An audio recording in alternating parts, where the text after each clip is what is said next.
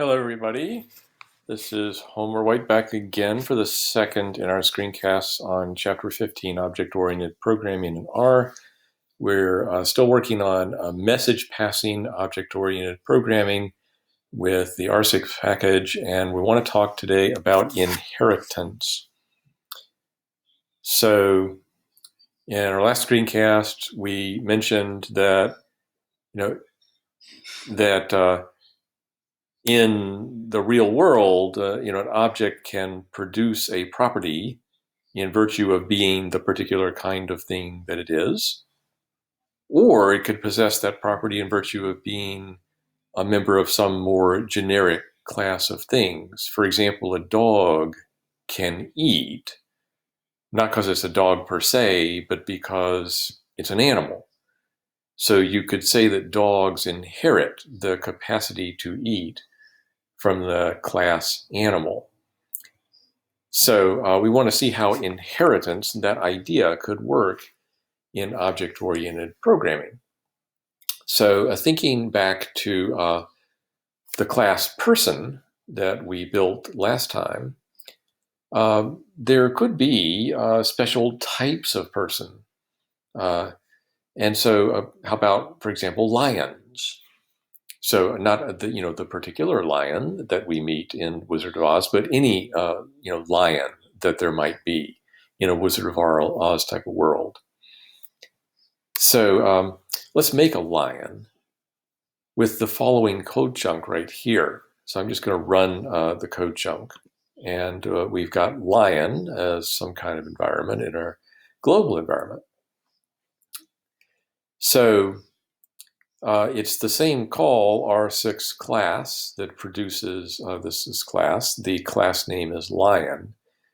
But the real key is the inherit parameter gets used in this function call. We say inherit equals person, and that specifies that the class lion inherits some attributes and methods from the class person.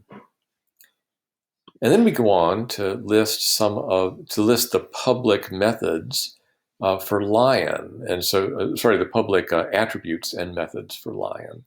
So here's an attribute, the lion's weight, and there's another method that goes along with it to set the weight for the lion. And apparently the lion also has a greet method, which apparently consists in catting out grr, my name is, name of the lion.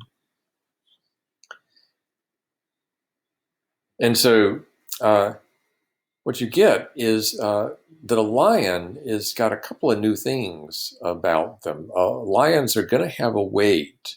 Now, of course, all creatures have weights, but maybe the idea is that lions have a special concern about their weight, and so it's like worth it for the programmer to keep track of that weight and set the weight and so on. And so that's going to be a new thing about lions, the weight and the set weight method. Now, the greet method, greet was a method for class person.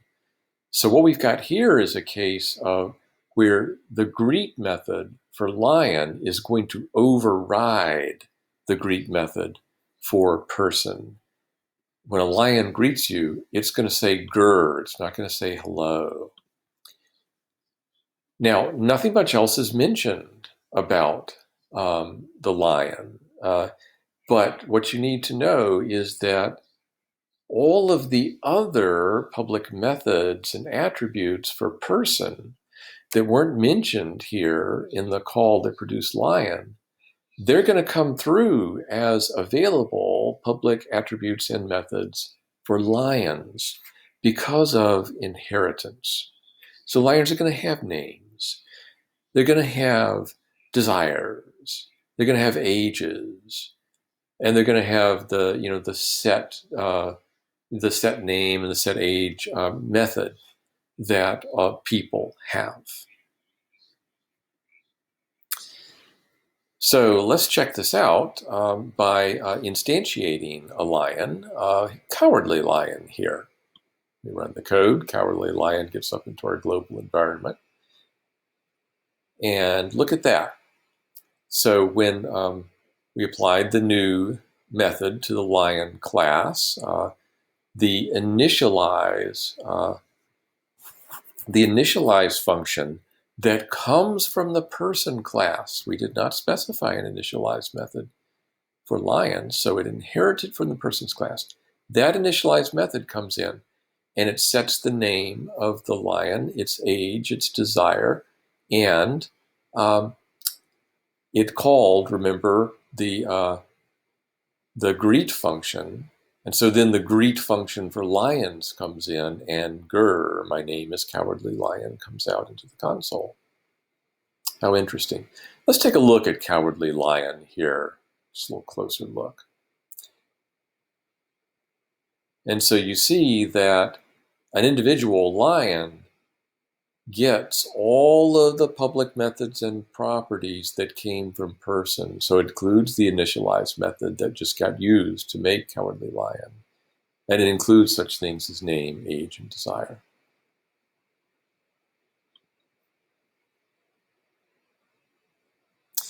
So we can set the weight for a Cowardly Lion. Let's set his weight at, say, 500 pounds. And because of the way that the set weight code was written, let's check it out up here. You can see there's a catting out, or a little reporting of the weight at the end.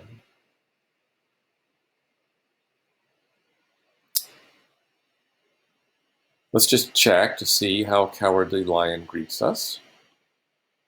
Sure enough, the greet method is the specific greet method for the lion class.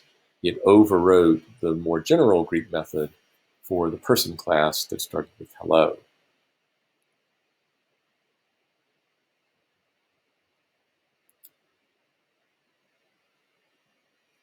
Next thing I'd like to talk about is how would you add members to a class? Now, a member means an attribute or a method. How would you add such things to a class? If you decided later on in your programming that new new objects instantiated from your class should have these attributes or methods. Well, it turns out that every class comes along with it, has coming along with it a set method. This is provided by the R6 programming. You don't have to write it, but you can use it. And so in the function call here, we're going to set a public method, and that method is going to be called, we're going to set a public attribute. That attribute is going to be called color. Initially, it'll just have an NA value, and this is important. We have to say overwrite is true to actually to get the class person to accept this new attribute. The R6 programming is cautious and conservative, and you don't want programmers just sort of in a blasé way adding members to a class. So you kind of force them to make it happen with override is true. So let's give it a try now. Run the code. And now let's just look at a little printout of person, and you'll see, sure enough, color is one of the public attributes.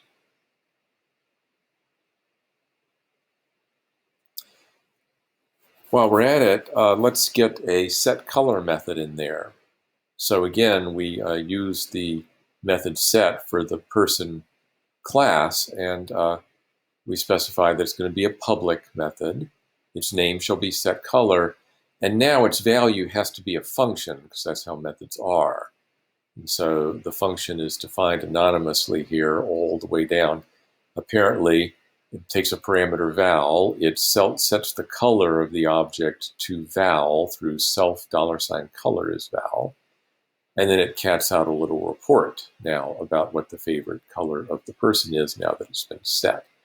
And again, you say override is true, and it forces the thing to happen. So let's go ahead and add that method. And Now, once we've done this for the class person, you might figure, well, now we could go to some object that we have created, instantiated as class person, for example, Dorothy, and maybe we could set her color to blue. Let's give it a try. And you get this message, this error message, attempt to apply non-function. And what's happening is that when you add a member to a class, whether it be an attribute or a method, that member only becomes an attribute or method for objects that are instantiated after you add. They don't apply to objects that were made before the addition. So, for example, if I did make a new person, how about the good witch Glinda? She's a person new, her name is Glinda. She's 500 years old, and her desire is the good of all.